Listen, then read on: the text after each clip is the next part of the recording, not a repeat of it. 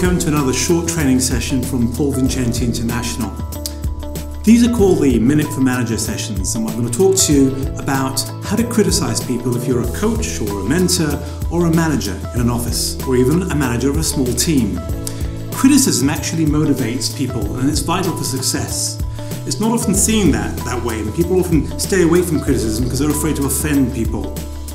It guides your agent into performance, so it teaches them where they're going wrong.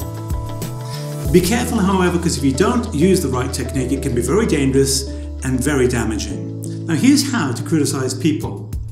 First of all, it's got a sell-by date. You need to do it fast. You don't criticize somebody at the Christmas party months later and tell them that months before you notice they did something. That's just not the way to do it. Criticize straight away.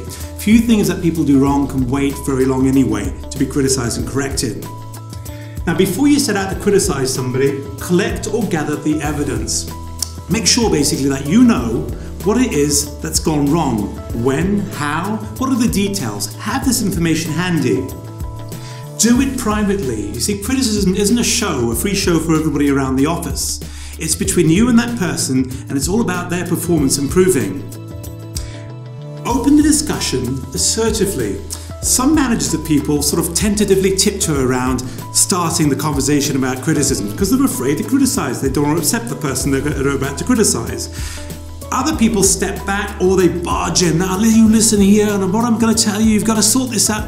It's just not the way to do it. Again, go back to your training in assertiveness. Remain assertive and start assertively. I've noticed that on such and such a day, the evidence comes out, you did this and this and this. And then ask them why that happened. What was the reason for their failure or for their drop in performance? As you listen to them actively by nodding, show them that you've listened, summarize back and tell them, look, so if I understood you right, you were late because this happened on such and such a day. I'm not agreeing with you, I'm just showing I heard you.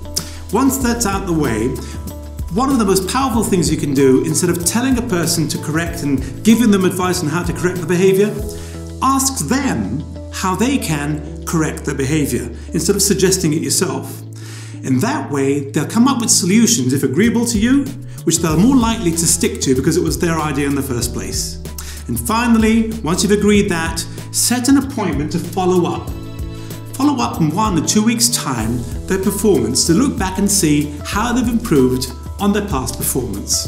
And that's another training session from Vincenti International. And always remember, success is defined not by what you achieve, but by what you overcome. Thank you.